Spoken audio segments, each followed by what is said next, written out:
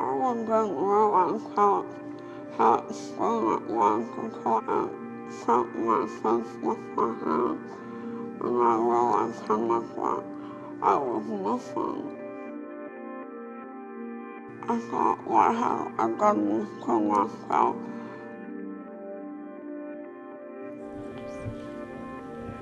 I get second chance at life now.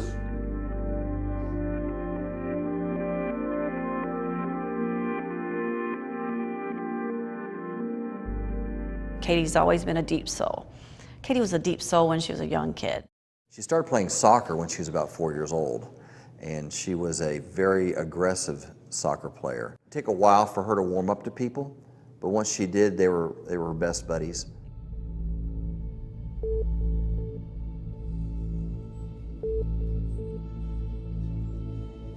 It's probably very difficult for you to think about and to talk about, but bring me back to when you were 18. What was life like?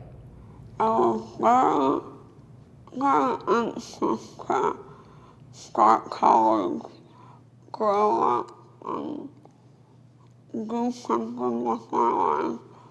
I was very determined. I've always been very determined, but I was extra determined when I was 18. I had several different things going on in my life with relationships and struggles. I allowed those things to get the best of me.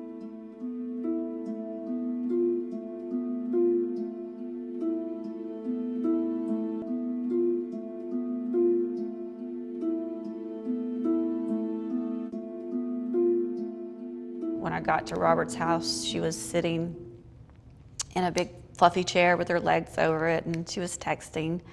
And I went over to her and I said, "How you doing?" And she just kind of shrugged her shoulders like a teenager sometimes will. And I didn't feel an alarm. I just felt like my girl had gotten hurt. I asked her what was not happening. How come I was suicidal thoughts? What happened cooling was an impulsive moment. I remember we were walking up and we heard this, like loud. So then I walked in and I looked in the chair and she wasn't in the chair. Didn't get alarmed then. I walked to the kitchen, went on this back patio, little porch, and I saw the bathroom door shut. Twisted the door and I said, "Katie, you okay?" And she didn't answer. My son picks me up and takes me through the living room outside in the yard and just stands me there and says, "Mom, Katie got my gun and I don't know, she's hurt."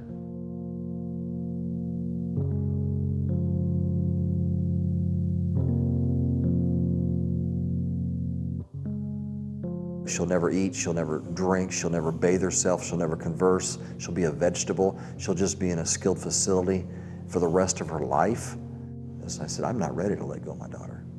I'm just not. And I mean, you don't, in that moment, you think you're gonna have great courage and stamina, but you're just as feeble as a feather in the wind.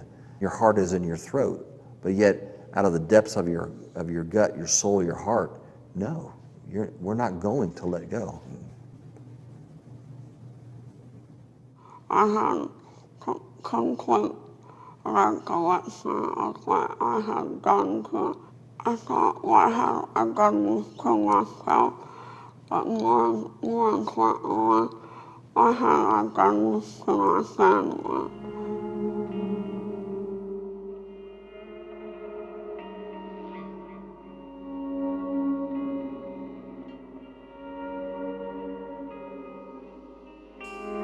It was an opportunity to have my life back and my faith back and thank God. Was that a big decision to make?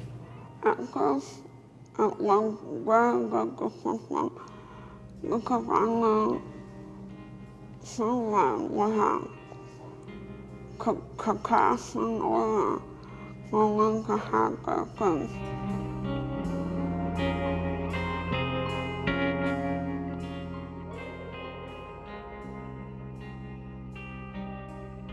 so many people kept coming to me saying, Katie, he really nervous. I said, I don't say it. I get to take a 31-hour nap. It's going to be the best nap of my entire life. It truly was the best nap I have ever taken.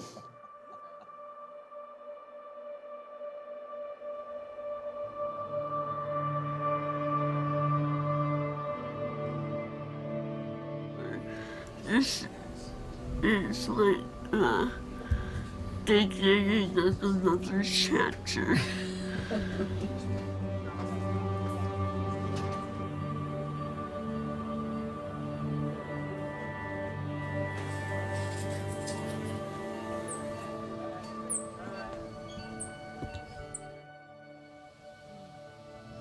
I think I was trying to look for old characteristics, if I could see anything from the pre-accident Katie or the pre-injury. And I don't think I did. It was very surreal. I remember thinking, where is Katie, you know? At the same time, so grateful that she's alive and so grateful that she didn't have to walk around the rest of her life without a face. But it was hard. I grieved her old face a lot, I have to be honest. Katie, do you still think about and long for the things that you wanted when you were 18, like to meet someone and fall in love? And I can see you smiling now. I want to go to college and have my career like I want to teaching or possibly in counseling. And I would like to meet someone and get married and have my own family somewhere. Of course, this is not the story I would have written for her. But I feel like there's a reason, you know, she's here. There's a lot to learn. There's a lot in this whole story with Katie. But I don't think her life is over. Life is like living with a gift, wonderful, tremendous gift.